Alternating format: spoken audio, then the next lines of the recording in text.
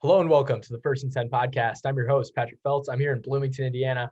One last time before I go back to Indy, finishing up the semester down here in Bloomington.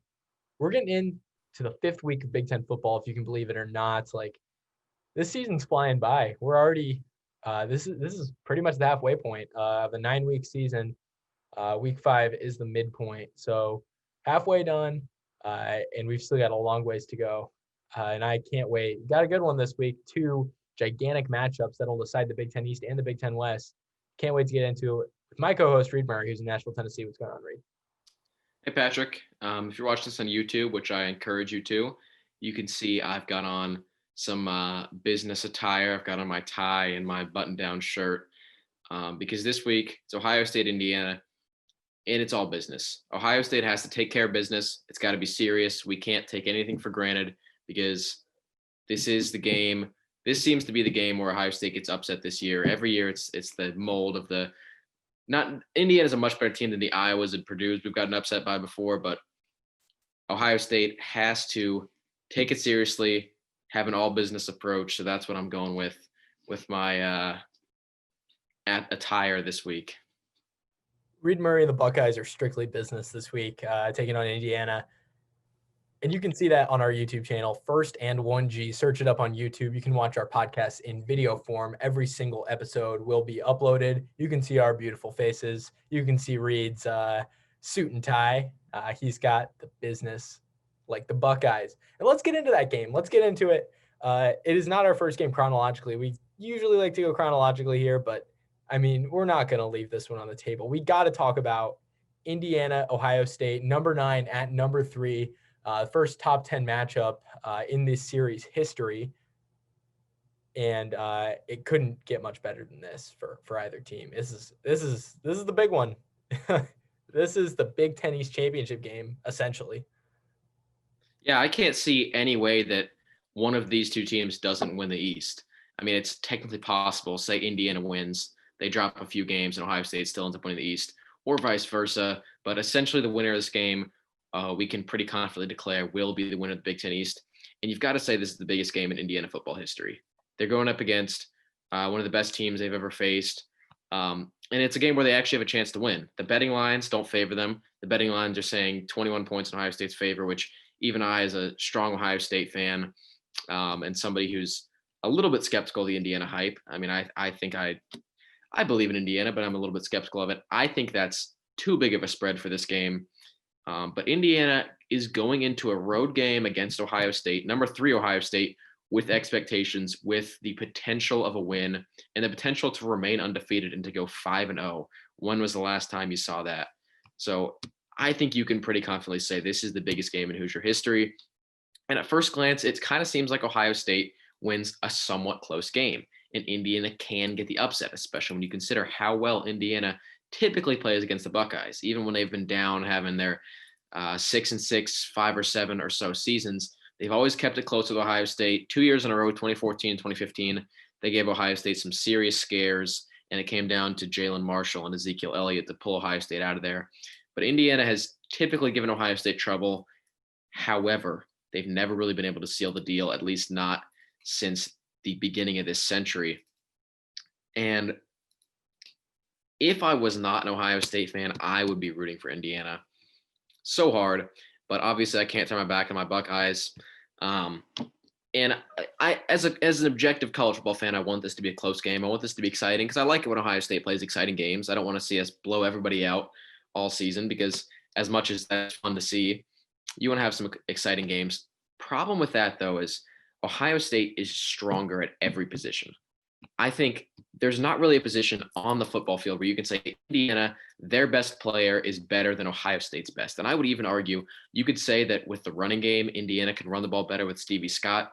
I would argue that's not even true because while Stevie Scott is probably a better running back than Master Teague or Trey Sermon as individuals, I think the entire running unit, especially with dual threat quarterback Justin Fields thrown in the equation, makes Ohio State's overall running game better than that of Indiana. So it just comes down to the fact that Ohio State has superior athletes at every position, which makes it hard for me to envision a scenario in which the Indiana Hoosiers come away from Columbus with a win. And I think on the field, the biggest problem for Indiana is Michael Penix. And that's not to say he's a bad player or anything, but the problem is his style of play doesn't match up with a win against Ohio State, at least under the circumstances of the 2020 season, because Penix likes to throw the deep ball. He makes risky passes, and it's a huge part of his game. That's how he gets success, especially against teams like Michigan State, and we just saw he did it against Michigan too. But when you put him against the Ohio State defense, he won't be able to pass the ball the way he normally does. So Indiana can either try to throw the deep ball, try to fit it into tight windows, and will likely fail at least a few times throughout the game against these stronger Ohio State defensive backs, or they can try to contain Penix into a more traditional offensive style. And he just isn't that type of quarterback, and I think that would fail as well. I think the Indiana passing game is going to struggle. And you also have to consider the fact that the Indiana offensive line has looked shaky. They looked especially shaky against Penn State, but I don't have a lot of confidence in this Indiana O-line, and they're going up against arguably the best defensive line unit in college football. I haven't heard a lot of talk of people giving Ohio State that title, but I would be ready to make that case for them when you consider all the stars they have, all the production that's up front for this Ohio State defense. So Penix is going to be pressured. Penix doesn't like to be pressured. So I think it's going to come down to if Penix can actually be a dual threat quarterback and get it down to the ground, because he has the legs, he has the speed, he has the elusiveness to be able to do it, but we don't really see him run the ball very often. So I think it's going to come down to, can you establish a offense where Michael Penix runs the ball frequently and gets yards? Because we've seen these Ohio State linebackers, they tend to fold when they have a quarterback who really puts pressure on them that way. Problem is, I don't think that happens. Penix, he's set in his ways of he wants to pass the ball deep, he wants to throw these dangerous balls, and I think that's going to hurt him. I think it's going to hurt the Indiana offense as a whole. So like I said, it's really going to come down to whether or not Michael Penix can run the football effectively, and also Stevie Scott, how effective he's going to be, and potentially Samson James as well. He's a former Ohio State commit, decommitted, went to Indiana. I think it's going to be all about the ground game, and that's really the only way Indiana could be within 10 points of Ohio State when it's all said and done. You called this game the biggest game in Indiana history. I don't know about that. 1968 Rose Bowl against USC, OJ. I think that's bigger, but this is top five. And without a shadow of a doubt, this is the biggest Indiana football game of my lifetime. They've got legitimate playoff aspirations, and it's incredible. Win or lose, it's incredible they've made it this far, and I think it certainly bodes well for the future of this program. Let's take it back a little bit. 1988, the last time the Hoosiers beat the Buckeyes. They beat them in Bloomington. Won back-to-back games, actually. They won the game in 1987, too, in Columbus. That 87 game, Coach Earl Bruce called it the darkest day in Ohio State history when the Hoosiers came into Columbus and won that game, which I guess that says a lot about your program when losing to them is the darkest day in the history of another team. And if there's any team who that makes sense for, it's Indiana. And if there's any team who that'd be the darkest day for, it's Ohio State. I don't know if it would be quite as dark as this 2020 team winning here on the road in Columbus again. For Indiana to win, I've got 5 keys to success. I have 5 things that it's going to take, and you've got to do that, and you've got to do it to a T. I don't agree with you that Michael Penix needs to run the ball. He has shown he can do it for sure, but that's not a big part of his game. What you need from Michael Penix is you need surgical precision. He makes a lot of these great throws on tight ropes. We saw it last week against Michigan State. Remember that touchdown pass, 62 yards, Ty Freifogel? That ball was placed on a dime. It's a lot easier to do that against Michigan State than it is against Ohio State. Michael Penix needs to show that he can make these amazing throws against not just a bad team or a mediocre team, but against an elite team. Can Michael Penix do that? That's key number 1. Key number 2 comes in the pressure that Indiana is going to be bringing defensively. I went back and I watched every throw that Justin Fields has made. I've watched every throw he's made this season. I went through and I specifically looked at the throws he made against Rutgers, because that meant in that Rutgers game, you had 2 weeks of film on him for this season. You had 2 weeks of film with this specific offensive line, with these weapons, with this running back group. So in that Rutgers game, Rutgers is sending 4 guys a lot in their blitzes, a lot of 4-man blitzes. A 4-man rush is not going to get to Justin Fields when he has that offensive line protecting him. But the minute you send a 5th guy in blitz, when that's your package, you're sending 5-minute blitz, pocket starts to collapse a little bit. And that's the only time Justin Fields is going to make a mistake. He's either going to, he can dodge a lot of guys. He is such an athletic player. And I mean, that's not a surprise to say that. He can get out of the pocket. he tends to roll out, and he can even step up and make a defender miss, but you can only do that so many times. The pocket will collapse if you send 5 guys. That's how it works, especially with this offensive line. 4 guys ain't going to do it.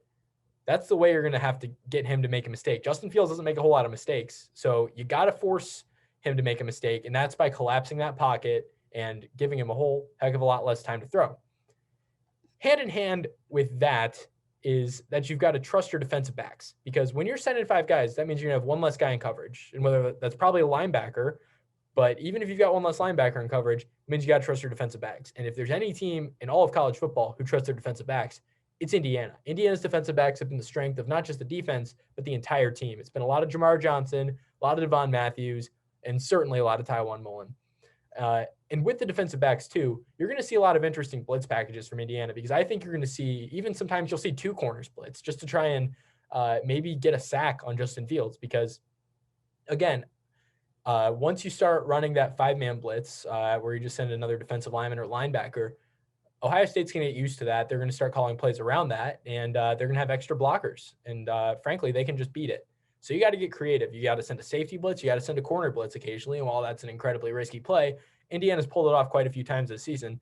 Tywan Mullen had a game where he had 2 sacks already. So they can certainly do a corner blitz. And I think that's kind of a tricky move they're going to have to do, because you can't just play head-to-head regular football with this team like you could against a team of equal skill level to you, because quite frankly, Ohio State is a more skilled football team than Indiana. You got to get creative. They just have better athletes, better recruited players. You got to get creative. You got to do things to try and swing the momentum and swing the scoreboard in your favor, swing the field in your favor too. So that's my second point, and it comes with the blitzes and your defensive backs. Or, well, that's my third point, really, is the defensive backs. Second point was the blitzes. My fourth point is you don't want to fall for the play action, not even once, because you will be exposed. Ohio State's run game has not been great this season, especially when you compare it to last year with J.K. Dobbins and all the other years with J.K. Dobbins and Ezekiel Elliott, whoever. The play action is not going to be something you're going to see a lot, because that run game is just such a afterthought to the pass game for Ohio State. But when they pull it out, if you send all your guys to cover the run, they're going to expose you. So you can't fall for the play action, because you'll leave a receiver open. And if you leave one of these Ohio State receivers open, they might take it to the house. They're that good. And the fifth thing is you got to be cool in the moment. This is a big game. It doesn't take me to say that. Everybody knows how big a game this is. You got to slow down, because none of these Indiana players have been on a stage this big in their entire lives. You got to slow down, soak it all in, and not get caught up in it. I watched Urban Meyer on the Big Ten Network the other day. He was talking about this. He was talking about some of his keys to the game too. He said when he was in big games at Ohio State, Lou Holtz would text him and basically say, more or less, it's a big game because of the guys in your locker room and the way those guys are playing. So if you're Indiana, you got to remember, this isn't a top 10 matchup because I'm paraphrasing Urban Meyer here. It's not a top 10 matchup because it's Ohio State versus Indiana. It's a top 10 matchup because Indiana's playing the way they are and Ohio State's playing the way they are. And you got to remember that your guys are playing hard and you're playing your hearts out and you're winning games and you're in the top 10. You're there for a reason. This is a big game for a reason. If you can do all that for Indiana, if you can do those 5 things, Michael's got to be elite. He's got to make all those throws he makes against bad teams, against an elite one. You got to send interesting blitz packages. You got to trust your DBs. Don't fall for the play action, not even once. And you got to be cool. You just got to calm down, relax, and be cool. Do all that, and I think you're in business. You got to do it perfectly because this team is hard to beat. You've thrown in your 5 keys for Indiana. Let me throw in a 6th key, or something that's going to be huge for Indiana. Third downs.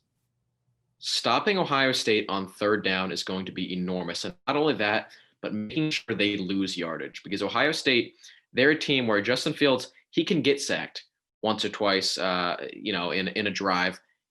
And on a third down, they're able to still pick up huge chunks of yardage. If it's third down, you need to get a sack, get a tackle for loss or something, and make sure that the first down is 4 or more yards away. Ohio State is not afraid to go for it on fourth down at all. So you need to consistently have Ohio State having 4th and 5, 4th and 10, any kind of 4th and long. and keep them out of four down territory. Because if you give Ohio State 4 downs to work with, they're going to succeed. Getting huge stops on third down is going to be enormous for Indiana. And And that's where the blitz packages come in, because if you're sending 5 guys on third down, more often than not, you're going to create pressure, which either leads to an incompletion, which Justin Fields doesn't throw many of, or it could lead to a sack. It could lead to him scrambling and maybe getting a yard. Not a whole lot of times. If you can make that pocket truly collapse and he doesn't get the ball off quickly enough and you cover the receivers tightly enough to where they can't get open so he can throw the ball and get out of there, get out of the pressure, you're going to do something good and you're going to do something big. And that's what it's going to take on third down. I think it all comes down to the play calls and the blitzes and the amount of guys you're sending at the quarterback, because you got to send a lot of guys to get to this Ohio State offensive line and to get to Justin Fields. And while you talk about this, these DB blitzes and these safety blitzes, on one hand, it's really good that it's a good strategy to mix it up with your blitz packages, change it up on defense. Don't give Ohio State the same play over and over again to work with. But last season against Michigan, last game of the regular season, Michigan tried to send a lot of DB blitzes and to give the receivers a lot of field to work with, essentially try to stop the play before it starts. And it didn't work, because you give receivers like Garrett Wilson, Chris Olave, Jamison Williams, Jackson Smith-Njigba, et cetera, time and space deep in the field, Ohio State's just going to throw 50-yard passes on you all day long. So I think you can throw in a good DB blitz every now and then, but that can't be a consistent part of your play calling on defense.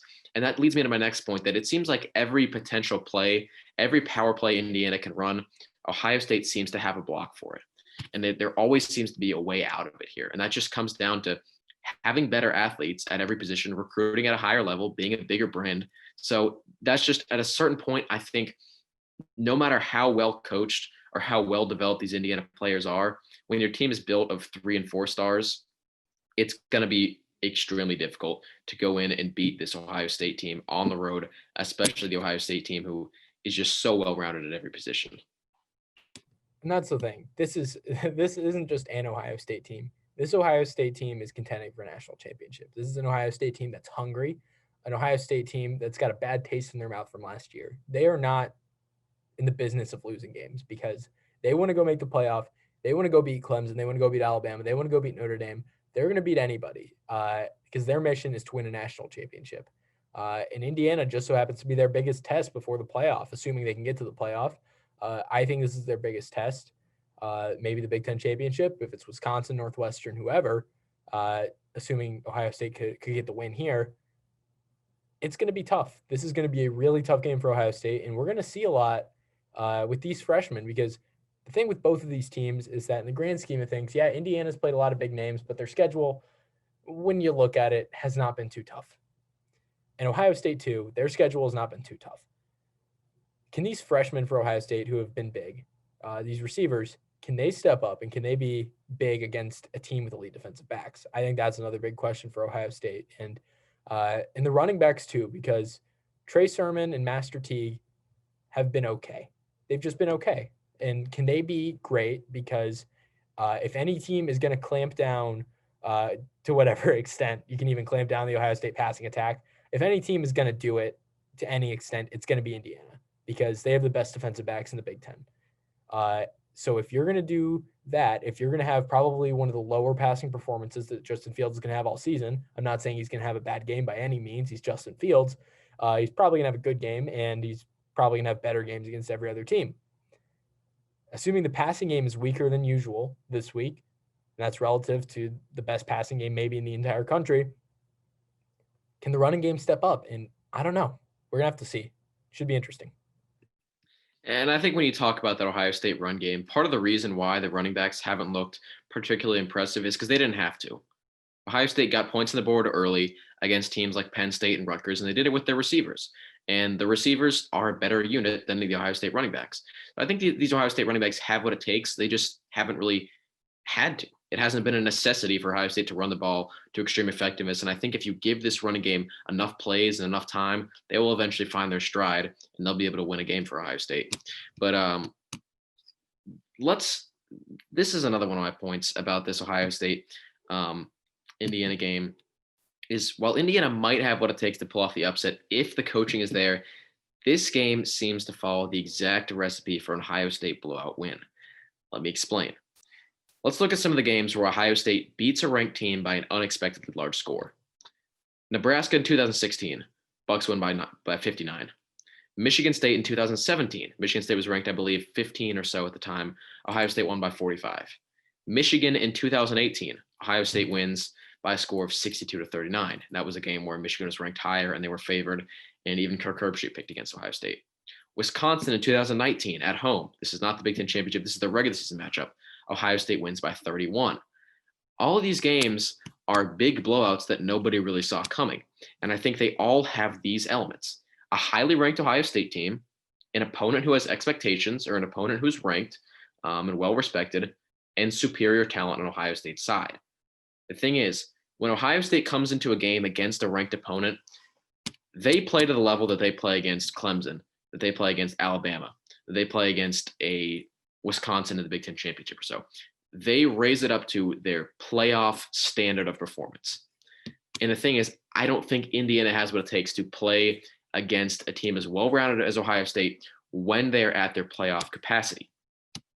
So these things are all here for the Ohio State-Indiana game this season. And you can make the case that the difference in talent between the two sides is even more prevalent. So Ohio State knows they have a big game. And when they know they have a big game, the mindset is always there. When you combine the Ohio State talent and coaching with the correct mindset for a game like this, that is a scary, deadly combination. And I just don't think Indiana has what it takes. And as much as I respect Indiana, please, everybody listening, and Patrick, you too, please don't think that I'm just being an Ohio State homer or an Indiana hater or anything. I'm making this prediction based off of trends I've seen in games like this in the past and just what I know about what this Ohio State team can do. I have Ohio State winning this one 38-10 and covering the spread.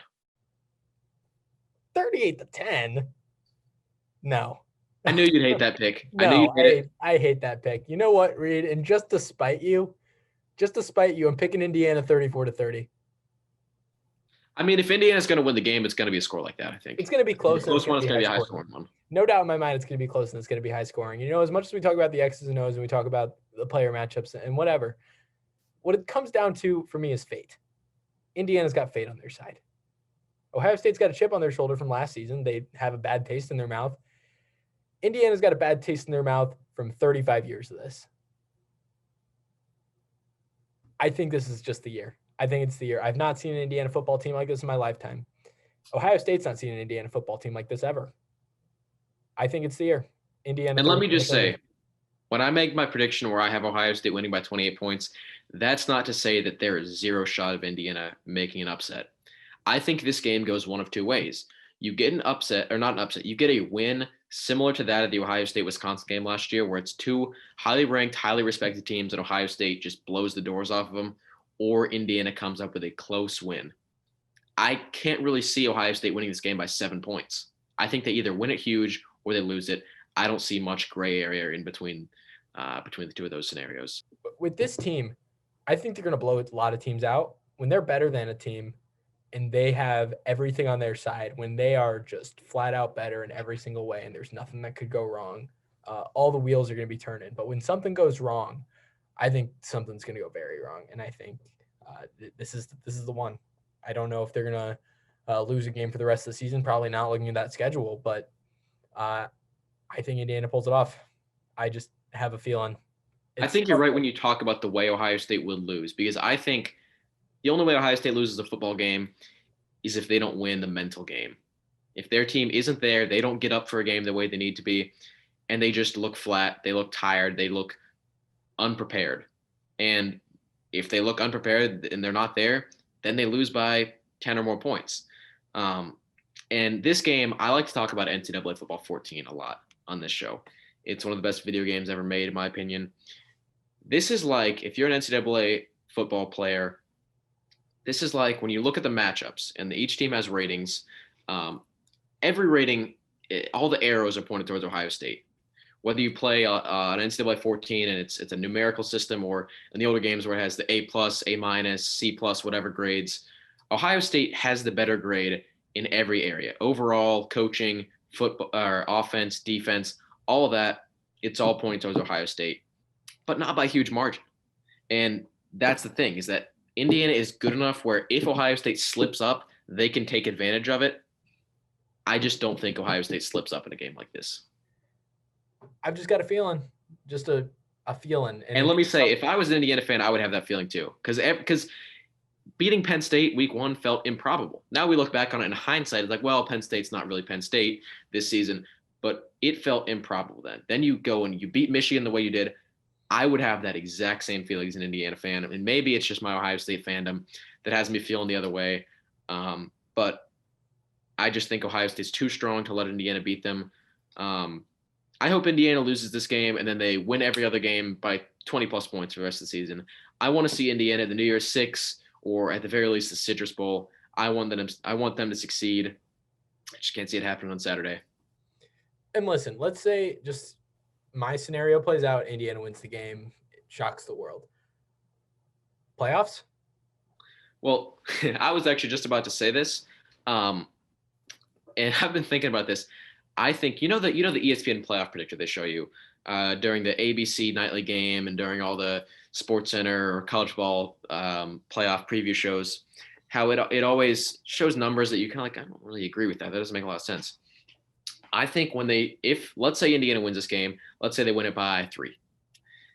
Indiana wins a close one at Ohio State and they show this playoff predictor, I think they still have Ohio State over Indiana, which I don't think is right. But knowing the way these things go, the college football analysts and the college football minds are still going to put Indiana ahead. I think playoffs are definitely possible because if you pull off a win against Ohio State, that says a whole lot about your team. But I think if Ohio State loses this game, unless they lose it by a score of like 21 points, their playoff hopes are still alive too, because all you got to do is win out, hope for Indiana to slip up against Wisconsin and or Purdue, go to the Big Ten championship, win it, or win your crossover game by a huge score, and it's possible you could get in as that number 4 seed. So I think playoff hopes aren't necessarily dead for either of these teams if they lose, unless Indiana gets blown out like they are in my prediction. Yeah, and I saw those playoff odds thing last night. Like, playoff odds Indiana wins, they've got like a 20% chance of getting in. Like, no, they're in the driver's seat in the Big Ten if they win this game, and it's not even a question for me. Those playoff predictors, so many questionable scenarios they give you. Don't ever take everything you hear from them with a grain of salt. Because I'm not. Even on the night before the selection show, they'll show a team with over 50% chance of getting in. They don't get in. The playoff predictor, take it with a grain of salt. It means basically nothing. And I think Indiana, it doesn't matter what happens in this game, Indiana is going to be disrespected, and that's just the way it goes. Right. No matter even if they win, I kind of see them being ranked behind like Clemson, who lost to Notre Dame. I think if Indiana wins a close one, they might be ranked behind Ohio State, knowing the way the AP poll votes. The AP poll this year has been a disgrace. I mean, Ohio State is ranked behind Notre Dame right now. Which is a joke, by the way. That's just a joke. Like, it's horrible. If you put Northwestern is still hardly even in the top 20. I hate the AP poll. I could get into this more, but let's move on. And it's not like the computers, the BCS computers are much better, is the thing. But I guess that's why we don't have the AP poll choosing the playoff, thank God. Right, yeah. I think the playoff poll over the AP poll. AP poll is horrible. And we're going to get the first playoff poll this coming week, so stay tuned for that. Excited for that. So that's our prediction for that game. That took a very long time. I think the rest of them will be a little shorter. So but hey, it's the 1st and 10 bowl. That's what it is. It's the 1st and 10 bowl. These biggest game of the season for the 1st and 10. So it's the biggest game of the season in the Big Ten until the championship. But exactly. So if that's the varsity match, then the JV match is the Big Ten West Championship or de facto championship between number 10 Wisconsin and number 19 Northwestern at 3:30 p.m. on ABC. By the way, the Big Noon Kickoff Fox crew will be in Columbus for the number 9 Hoosiers and the number 3 Buckeyes. Let's get into this Wisconsin-Northwestern matchup. I've got a similar feeling to what I did for Indiana and Ohio State, except with Northwestern, I think it's that they match up perfectly against Wisconsin. Wisconsin is a pass-heavy team. Their running backs are unproven, and as much as I think Jalen Berger's got a chance to become a really good running back, he's starting to look like the feature guy for Wisconsin. He's unproven. And you know what Northwestern's got? Number one, just an elite defense across the board, but elite defensive backs who can clamp down any passing attack in the country, really. This is a great defense. That's what I said in the beginning of the season. That's why I had them winning the Big Ten West in the beginning of the season. I think that holds up this week. I think that Graham Mertz faces his first true defensive test. Keep in mind, he's lit up Illinois and Michigan. Two awful defenses, two awful teams, really. He's lit them up. He's going to find a rude awakening this week in Evanston, and I like the Northwestern Wildcats beating the Wisconsin Badgers. I could see that. I think Indiana-Ohio State is the game of the week. That's what we're calling it, and that's what really everybody seems to be calling it. It's varsity versus JV for me. Yeah, but this one could be the Big Ten's game of the year when it's all said and done, because the stakes are so high, and I think these teams are more evenly matched than Ohio State and Indiana. I think this will be a close game. It'll be exciting. Like I said, stakes are high. It's everything you want in a game, and I'm kind of disappointed this one isn't the 7:30 ABC game, but I get it because Big Ten fans have seen what they need to see at Northwestern, but the college football national landscape still is a bit skeptical of them. At least you can tell in the rankings and just what people are saying online, all the rankings and polls and predictions. So this is for college football fans with culture. This is for college football fans who know what they want and what they like in college football. This is the game you want to be watching at 3:30. It is an ABC game, so it's still going to be a big national game. But if you don't have Channel 2 on at 3:30, what are you doing? Anyway, I agree with you that Graham Mertz might struggle. I think it's going to be his first college struggle because he looked great in the first 2 weeks, by the way. He went up against Illinois and Michigan. Those are two of the worst defenses in the Big Ten. And he looked phenomenal against them, but they're still Illinois and Michigan. Now he's going up against one of the best defensive back units in the Big Ten, a defense who seems to get multiple interceptions every game. They shut down the other team's offense well. And they did against Purdue last week. I mean, they didn't pick off Aiden O'Connell, but they made him complete less than 50% of his passes. And O'Connell's not a great quarterback, but you can see they can go against the best of the best in terms of offenses in the Big Ten and get it done. So I think Graham Mertz struggles. He'll still look good, but he's just not going to be able to air it out the way he's used to when he goes and faces these Northwestern DBs. So I think Mertz might have to be contained into a more short pass system, which I don't really like, although I think it works out better than Penix, for example, being a more short pass quarterback, because Mertz in their first game against Illinois, they tried to ease him into the system through more like 5-10 yard passes. And it wasn't amazing, but it worked out well enough. They moved the ball. They got touchdowns. They got in the end zone.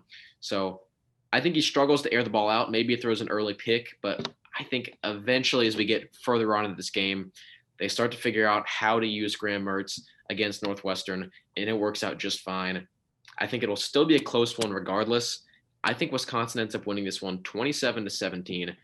It won't be – it'll be closer than the score, or at least my score prediction indicates. It'll be a close game through 4 quarters. Wisconsin will pull away in the final 5 minutes or so, I think. But this is going to be one of the best Big Ten games of the season. You definitely want to watch this one. Oh, it's certainly going to be a great game. But I think it comes down to what the scoreboard looks like. And I know that's an obvious thing to say for a game. Like, yeah, it comes down to what the scoreboard looks like. One team's got more points, they're going to win. Here's a guy, when he has more points, he wins a game. John Madden. We had John Madden on the show with us. Oh, we're going to score more points for the game. Boom. Brett Favre. Anyway. First and 10 impressions. We need to get Tommy on here to do some impressions. He's better. We do need some Tommy impressions. We got to get him on for Indiana, Purdue, or something. What it takes is if this game gets into the 30s, if Wisconsin's going to be the team who crosses the 30-point mark before Northwestern, I think. If Wisconsin crosses 30 points, then Wisconsin's winning the game. If Wisconsin doesn't score more than 30 points, Northwestern's winning the game. Northwestern 27-24 is my pick. I think Northwestern defense clamps them down. I like that pick, and I think no matter who ends up winning, it's going to be in the 20s range. So I do like that prediction. While I do think Wisconsin's going to win, that's a very likely scenario. But like I said early in the season, I think Northwestern, it's not as true as it was in week 1, but I think Northwestern is a less put-together team than Wisconsin. They both have similar run games. Wisconsin, similar pass games, but Wisconsin is, I think, better under Graham Mertz, at least through 2 weeks of playing football. Both have good defenses. The only real thing that truly sets Northwestern apart or above of Wisconsin is the DBs. They do have some of the best defensive backs in the country, which I'm actually kind of surprised that we haven't seen any national talk from more national analysts about this defensive back unit at Northwestern, but they can shut anybody down. I think they shut Mertz down. It just won't be enough in the end, I think. Peyton Ramsey's a great quarterback. I don't know if he has the clutch gene to pull off a win like this late. I think Peyton Ramsey's a clutch quarterback. And we saw it at Indiana last season. You saw his game winner against Purdue. You Not saw against Tennessee, though. Not in the bowl game. pass. That game didn't happen. Anyway, there was no Gator Bowl last year. Funny fact. And he was clutch against Nebraska, though. Nebraska and Purdue games last year, those come to mind for me when I think of Peyton Ramsey. Those were some of his defining games as an Indiana Hoosier. I think he's a clutch quarterback, and I think he's going to get it done this week. Yeah. I mean, I can't deny that Ramsey's a clutch quarterback. It's just at a certain point, I don't think he's enough to beat Wisconsin. I think Wisconsin is, once again, similarly to Ohio State, but on a smaller scale, an overall more well-rounded team. And I think we've said this for a lot of games this year. I'm gonna say this late in the episode. I think talent wins out. And I think that's what's gonna happen in this Wisconsin game. Still will be close. Still will be a great game. Wisconsin is just the better team.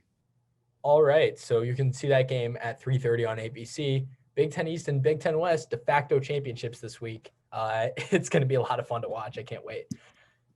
So let's get into some of these other games. They are all far less interesting, just from an objective standpoint, than those two games. I mean, de facto championships for divisions, absolutely sign me up. But Michigan State at Maryland, we don't even know if this game's going to be played. It's going to be at noon. It's going to be on BTN, and I think it's going to be a blowout. If it happens, if it even happens, because we're recording this a few days before the game. We've got, 2 or 3 more days before this game could be called off. This game might not happen at all. I wouldn't be those shocked. Maryland COVID cases. Yeah, they could call it off like they did against Ohio State. Maryland's COVID cases, Mhm. because obviously, the quarantine period, 2 weeks regularly, but 3 weeks if it's the Big Ten. So if their positive cases keep piling up, which is totally possible given the incredibly viral nature of this, virus. They don't call it a virus for nothing. It's entirely likely that this game is canned. But at the same time, we're going to preview it and think that it's going to happen. We're going to go in with that mindset. So if it does happen, I think that Maryland is just a much better football team than Michigan State and beats them by a lot. I've got Maryland in this one, 35-7. I'm going to have to disagree with you on this one. And as shocking as it may sound, I'm going to go ahead and say Maryland should win this game. They're just better. They have a much better quarterback. And if Michigan State lets Tolia do anything, this game shouldn't be close. For Kim Jarrett as well. I think he torches Michigan State on a regular day. But considering how this season has gone, I feel like I got to pick Sparty. This just seems like a game that they win, considering the way we've seen games like the Minnesota-Maryland game, Illinois-Rutgers game, especially last week, Nebraska-Penn State. These types of games, the way they unfold, there's always going to be one game, at least one game every week, that just goes the complete opposite way you expected.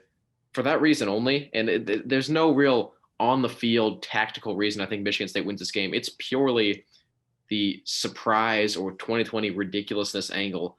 I have Michigan State shocking the Big Ten East once again and winning 21-20. I think it's hard to hold this Maryland team to 20 points. They are just a high-flying offense. And Northwestern did it week 1. There was still a lot of new moving parts in that Maryland offense. This wasn't the same Maryland team, in all honesty. But Northwestern did it week 1. They have an elite defense, one of the best in the entire country. Michigan State's got a bad defense, just a flat-out bad defense. And Peyton Thorne, assuming he's the starter, he came in relief for Rocky Lombardi in the Indiana game. Assuming Peyton Thorne's the starter, this is his first collegiate start. He has never started a college game before, and it's not like he was that much better than Rocky Lombardi against Indiana. They were both pretty bad, although Rocky Lombardi was far worse, and I think Peyton Thorne is hopefully an upgrade if you're a Sparty fan. Maryland's looked elite on offense, and the defense has been there. It's not been the worst defense ever. I mean, it's not been great. I don't even know if it's been good, but the offense is really, really good. And the fact that Michigan State has been so bad on both sides of the ball in every game except for the Michigan game leads me to believe that Maryland is just a better team and is going to win this game. And I get your surprise factor. It is 2020. But hey, who knows? It could happen, Reid. I'm Okay. feeling the Thorne magic. There's not a lot of tape on him. I mean, hell, I tried watching tape over him this offseason. There's pretty much zero on any Yeah. sort of All you've got uh, is the Indiana game for him, platform really. other than a few high school snaps. But I just got a feeling Thorne is going to be enough to put Michigan State over the line, and I think that Tolia might struggle for no reason. Not that Michigan State's going to make him struggle. I just think, knowing it's 23, I just think he has a bad day. He goes out, he's not himself. And the thing is, this Maryland team is so reliant on two players, Tolia Tagovailoa and Rakim Jarrett, that if one of them is off, that's a huge dent in this Terrapins offense. So Right. I'm going Sparty. Interesting pick, Reid. We have not agreed once so far. What did I used to say in our intro? What did I say in episode 1? I am not afraid to be bold. Reid Murray is not afraid to be bold. And neither are you this episode. You've picked two upsets. I picked two underdogs. Yeah. I don't know how much of an upset Northwestern is. I think it's technically an upset. If you had to classify one team, I think Northwestern and Wisconsin are pretty evenly matched. I think they're pretty evenly matched as well. But Indiana is certainly an upset. But I'm not afraid to be bold. Reid Murray's certainly not afraid to be bold. How bold are you going to get, Reid? Let's go with the next game. Illinois at Nebraska, another noon BTN game. I don't know how they're going to divide those off between BTN and the BTN alternate with Michigan State and Maryland. Illinois got their first win of the season last week. Isaiah Williams, I think this week is going to be the first week for their quarterback, Brandon Peters, to come back. I'm fairly certain because the positive test was on the Saturday of the Purdue game, which was, I believe, 3 weeks ago this week.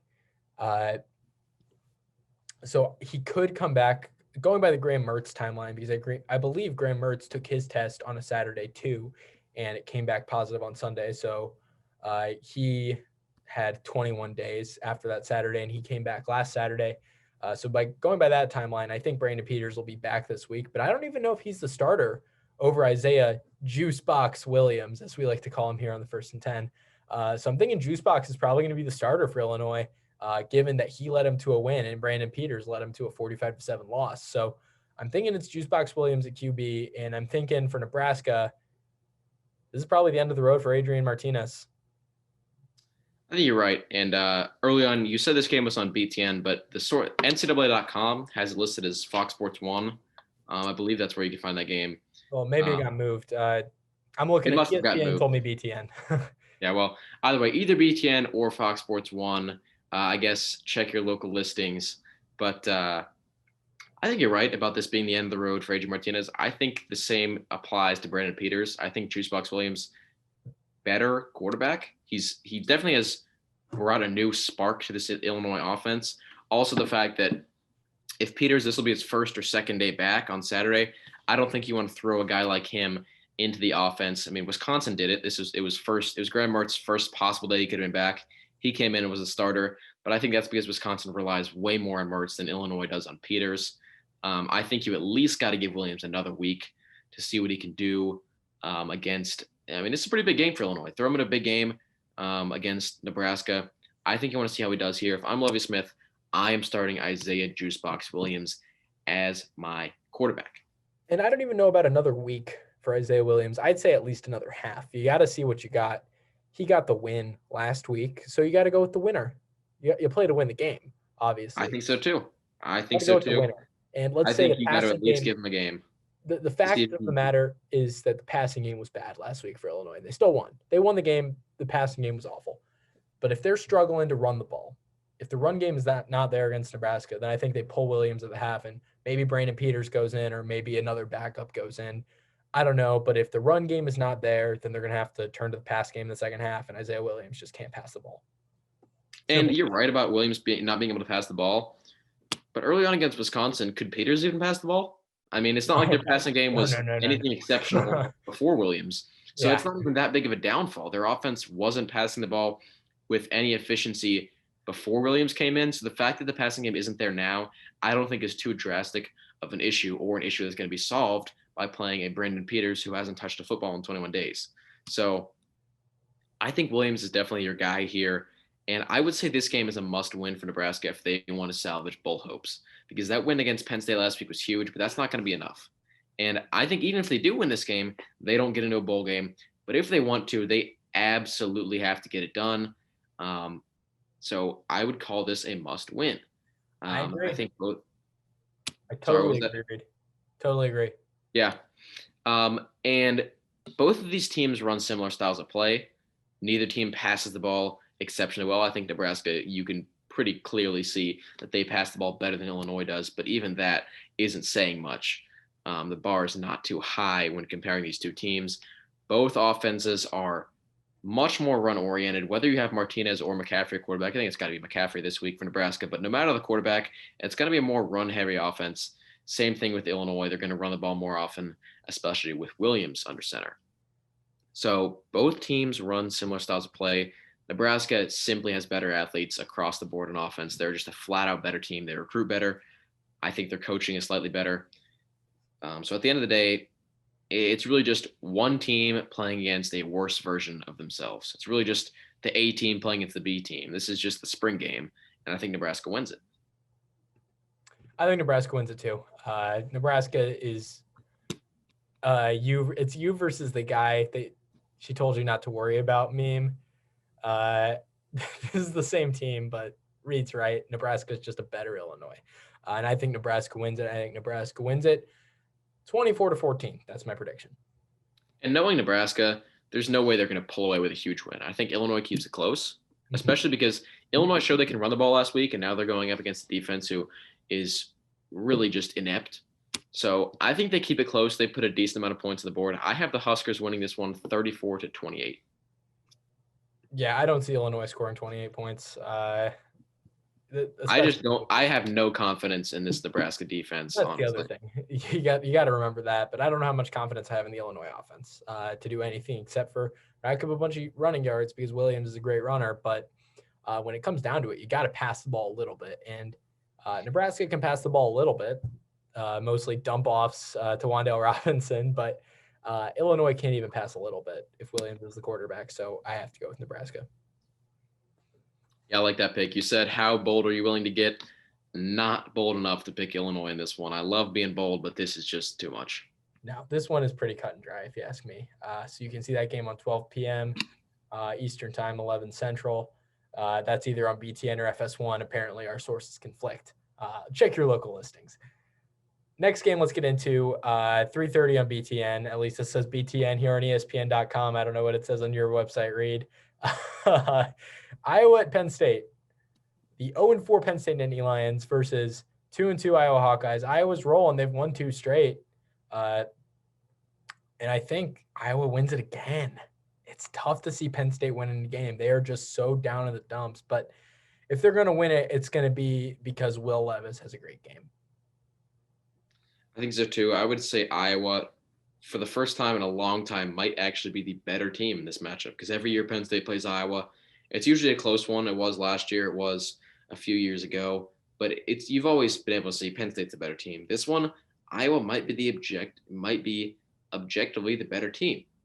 I think, though, that the change of quarterback for Penn State, Will Levis, going in for Sean Clifford is going to be the difference maker. I think Will Levis will lead the Penn State Nittany Lions to victory, as weird as that is to say, Penn State being 0-4 this season. And I think Iowa needs to run the ball. That's going to be challenging against a strong D-line for Penn State. And if they try to pass it, that very D-line is going to make it hell for Spencer Petras. However, with that being said, I think Penn State wins it, but every time I've picked Penn State to win, they've lost. So my official pick is actually going to have to be an Iowa 31-28 win. My pick would be Penn State, but I can't put any faith into them. So if I want to see Penn State actually get a win, if I want to be right, I have to be wrong. As paradoxical as that seems, my pick is Penn State, but my official pick, my official score line is a 31-28 Iowa Hawkeyes win. Reid, what you got to keep in mind is every time you've picked Penn State to win, they've lost. Every time you've picked Penn State to lose, they've lost.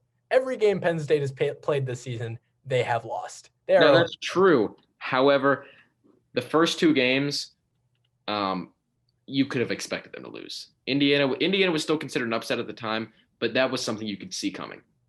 Same with Ohio State. You couldn't see the Maryland win coming. Nobody saw the Maryland win coming. And you could say that considering their form against those first 3 games that you could have seen Nebraska coming, but even then I would consider that an upset.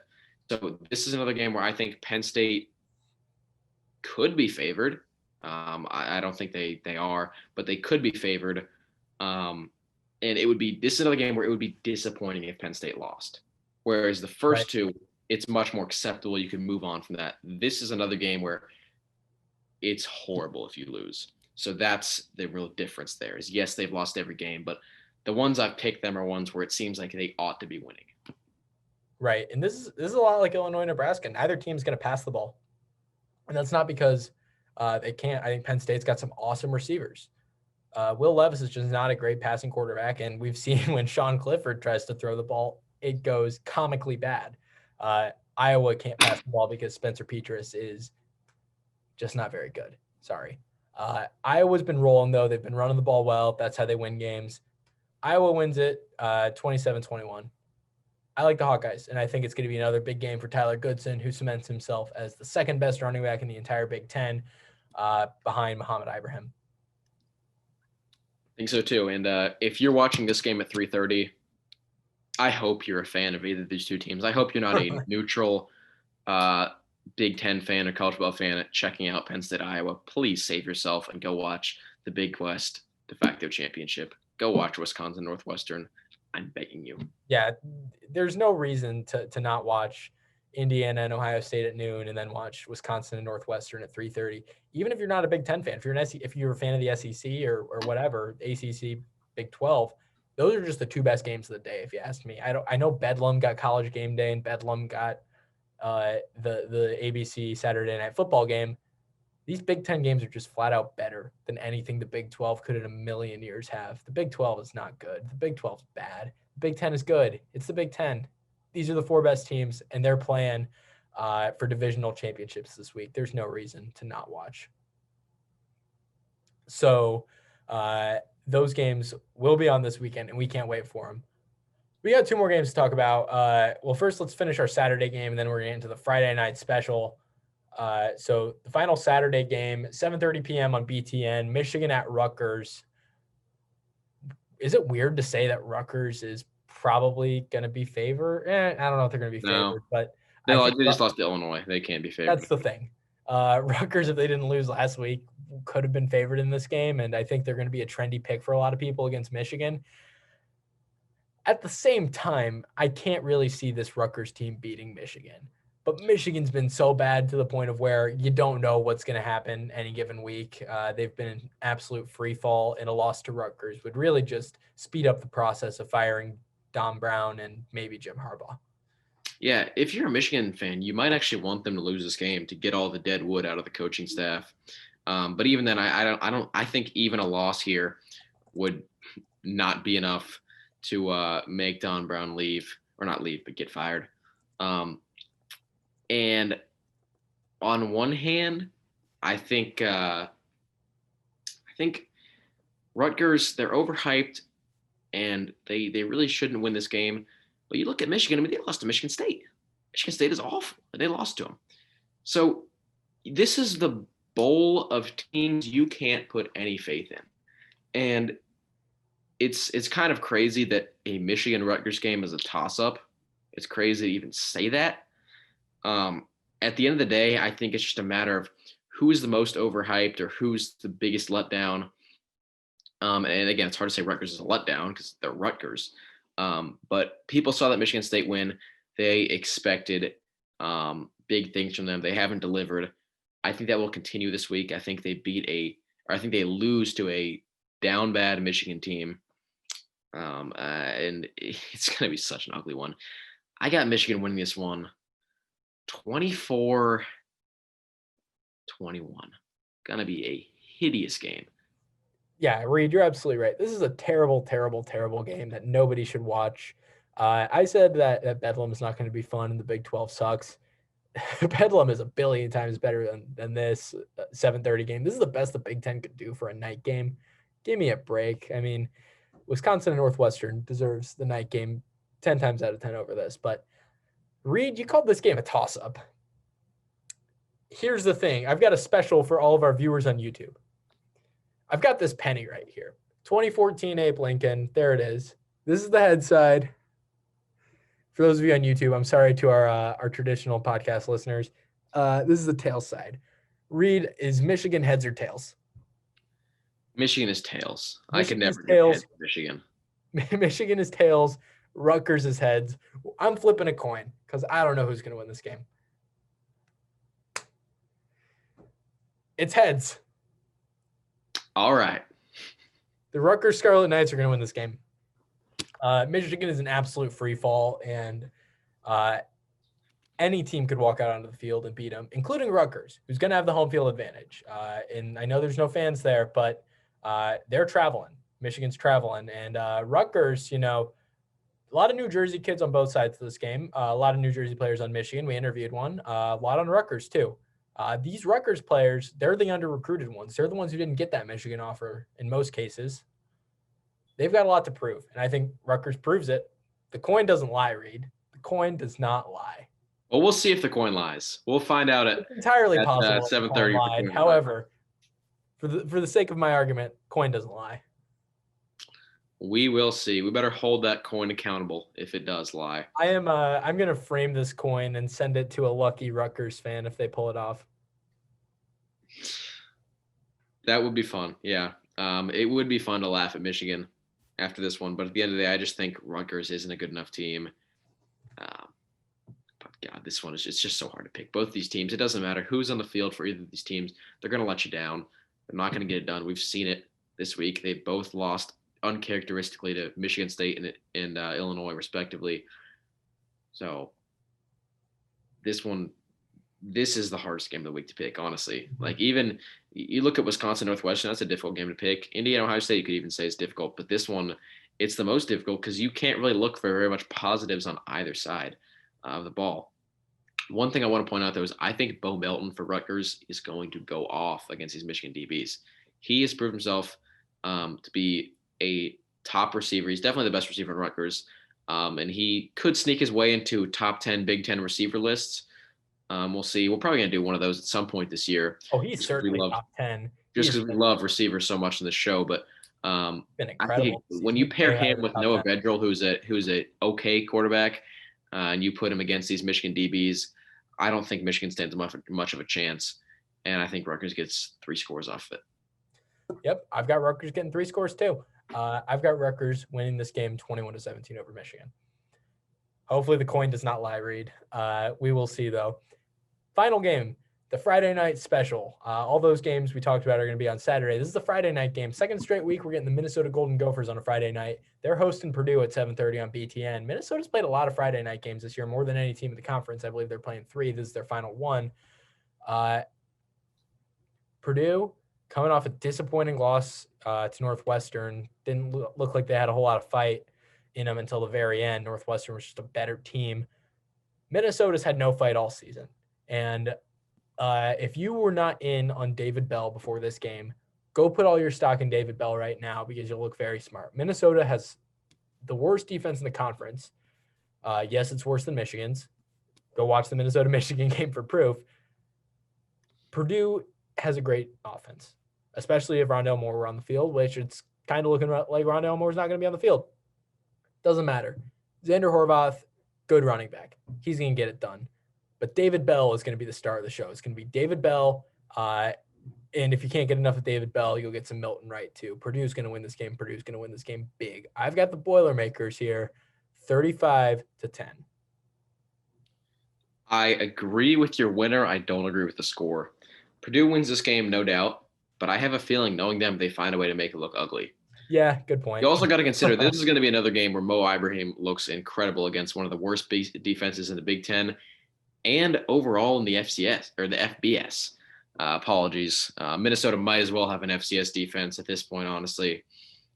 One thing I got to look for in this game, though, is I am just begging Tanner Morgan to show some signs of life. Do something other than passing the ball at an extremely mediocre rate or handing it off to Mo Ibrahim. I want to see him be able to throw to somebody other than Rashad Bateman on a consistent basis, get yards. I want to see Minnesota be able to pass the ball this game. And again, I don't think it happens, but I think the reason Minnesota gets so many points is just Mo Ibrahim. He himself is a big enough factor to make Minnesota look the slightest bit strong. At the end of the day, though, it's not enough to combat Purdue. You put this Purdue offense against just a horrible, horrible Minnesota D. They're going to get it done. Like you said, David Bell and Milton Wright going to torch them. At the end of the day, the better offense just wins out. You know what? I didn't give Minnesota enough credit. I feel bad for Mo Ibrahim, so I'm going to give him an extra touchdown. 35-17 is my final for the Boilermakers. Just a pity touchdown for Mo Ibrahim. I'm so sorry that you have to play on this awful team this season, Mo Ibrahim. That is terrible, and I send my regards. That's our show for me today. to say these kind of things, these awful things about Minnesota. It really does. It does. Yeah.